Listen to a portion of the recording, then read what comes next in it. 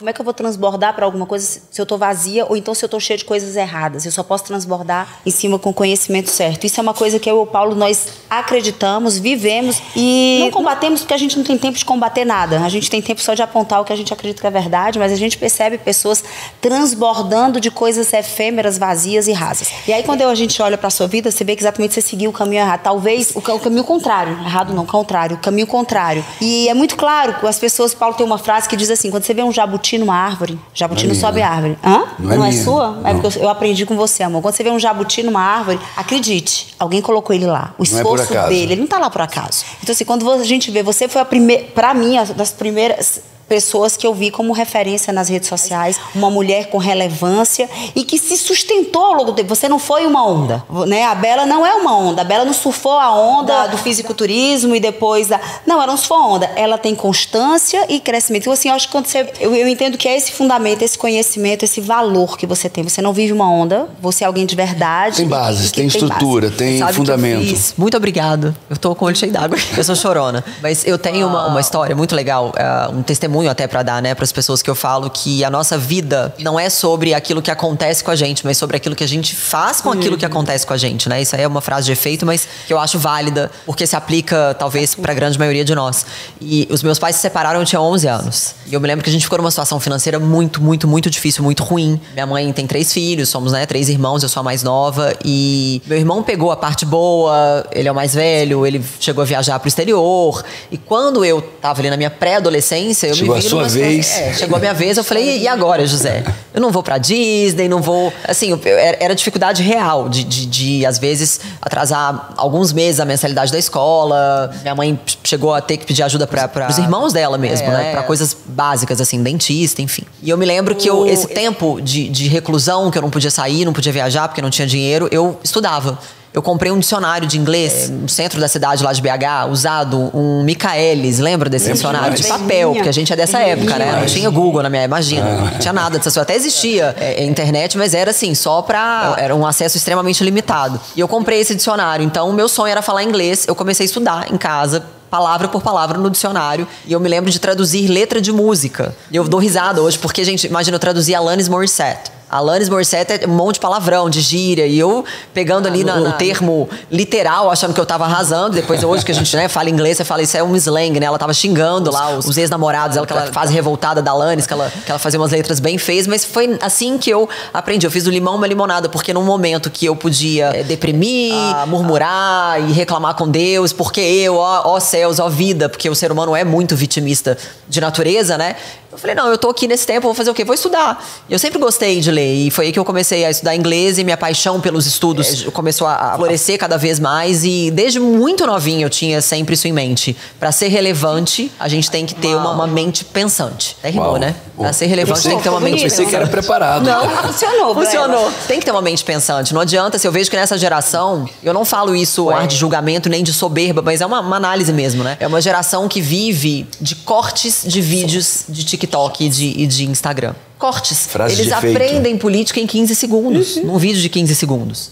Eles não se dão o trabalho de ler, né? Eles querem debater direita, esquerda, mas nunca leu o Manifesto Comunista, por exemplo, nunca leu Cartas do Cárcere, nunca, ele não sabe nada. Ele assistiu um vídeo de 15 segundos e ele sintetiza aquilo do jeito dele, né? Existem fatos e existem ideias. E suas ideias não são fatos necessariamente, né? Mas ele vem com aquilo como se fosse verdade absoluta. Então a gente tá vivendo uma era, assim, de muito barulho e pouca voz. Bela, e você como mãe, já que você falou dessa era, quais são os desafios de educar suas filhas nesse mundo? Nesse mundo do rápido, nesse mundo do raso, nesse mundo superficial, nesse mundo da imagem. Das narrativas. Bom, eu tenho uma de 8 e uma de 5, né? São novinhas ainda, mas em casa eu adoto o modelo bíblico de criação. Eu sempre falo para as pessoas, eu não tô preocupada com o que vão dizer, eu não tô nem aberta para escutar isso é certo, isso é errado. Para mim não tem verdade que se contrapõe à verdade bíblica, existe uma verdade. Então eu sigo o modelo bíblico e às vezes eu fico pensando assim, gente, quando Jesus deu perdido nos pais, voltando ali, né, da festa, da Páscoa, era da Páscoa, né? Ele sumiu, eu imagino que a mãe deve ter ficado muito brava. Muito brava. E desesperada, mas muito brava também. Onde você tava, menina? Então, assim, eu não acho que descredibiliza uma mãe ela ser uma mãe rígida. Eu acho que mais vale, e talvez essa frase resuma muito o que eu penso, né, enquanto criação, em especial nesse mundo que está em constante declínio moral, mais vale o choro da correção para nós pais do que o choro do arrependimento de não ter disciplinado esses filhos. E mais vale o nosso choro hoje da dor, porque dói em mim corrigi-las, dói. Mas mais vale o meu choro hoje dessa rigidez da minha criação do que ver minha filha chorar lá na frente porque ela não foi bem criada pela mãe, ela não foi bem discipulada. Em casa, uma das minhas maiores preocupações, eu e meu esposo, é que as nossas filhas nos enxerguem como autoridade dentro de casa. Filho tem que ter limite. E eu sempre gosto de exemplificar para elas. Às vezes a gente vê uma criança fazendo pirraça, criança que hoje dá tapa em pai e mãe, eles acham normal. E eu falo com as minhas filhas, tá vendo aquelas crianças? Você queria ser igual a elas? Não, mamãe, eles são muito mal educados. Pois é, você seria igual a elas se a mamãe não fosse tão rígida com você. Então, importa que eu seja dura agora, porque vocês estão crescendo, vocês não têm ainda o autocontrole, vocês estão... Não tem, vocês estão amadurecendo. Eu falo ludicamente, mas eu tive que antecipar, de fato, algumas conversas em casa. Falamos sobre aborto, falei sobre ideologia do gênero e falo mesmo, assim, eu acho que a gente vive numa geração diferente, eu não tenho como poupar as minhas filhas de algumas coisas. Eu embalo isso numa embalagem lúdica, claro, pra não traumatizar, pra não assustar e de forma que elas consigam digerir aquilo. Mas eu tive que antecipar e eu falei sobre isso com minha filha de 5 anos. Mas eu tô tranquila, porque se a gente não doutrina, alguém vai fazer isso fora de casa. Espaços não ficam vazios. Se você não treinar seus filhos, educar seus filhos, alguém vai fazer. Eu vejo esse mundo moderno dizendo assim, não, seu filho vai decidir o que ele vai ser quando crescer. Isso não existe.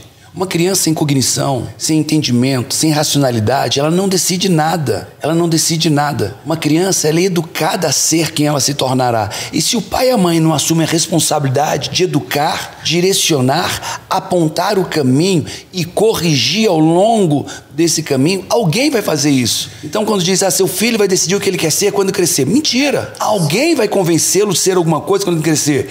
E se alguém deve conhecer, que seja Deus, que seja a biologia dele e que seja seus pais. E não um estranho. E é curioso isso, né? A questão da perseguição com crianças. A gente acha que é algo que está acontecendo agora. Deixa as nossas crianças em paz. Mas não é. Quando a gente volta na história, se a gente pega, por exemplo, lá na época do Antigo Testamento, com Moisés, as crianças foram perseguidas. O próprio Moisés, né? Ele foi poupado porque foi colocado ali no cestinho, no rio, e foi poupado. Mas no Novo Testamento a gente vê a mesma história acontecer. Herodes perseguindo as crianças para encontrar Jesus. Então as crianças são as nossas sementes. E o inimigo sabe que essas sementes, grãozinho de mostarda, um dia ele vira uma grande árvore. Tem potencial ali, em especial se ele vem de uma família cristã, em especial se ele vem de pais que conhecem a palavra de Deus. Então, isso tudo que acontece é intencional. E o que muitos pais acham cool, eu acho legal, vou deixar meu filho decidir o que ele quer ser. Eu falo, gente, essas pessoas, elas enaltecem muito a ciência, mas elas falham miseravelmente quando elas simplesmente ignoram a ciência, que existe, né? Existem cromossomos, existe DNA, existe a biologia que define isso.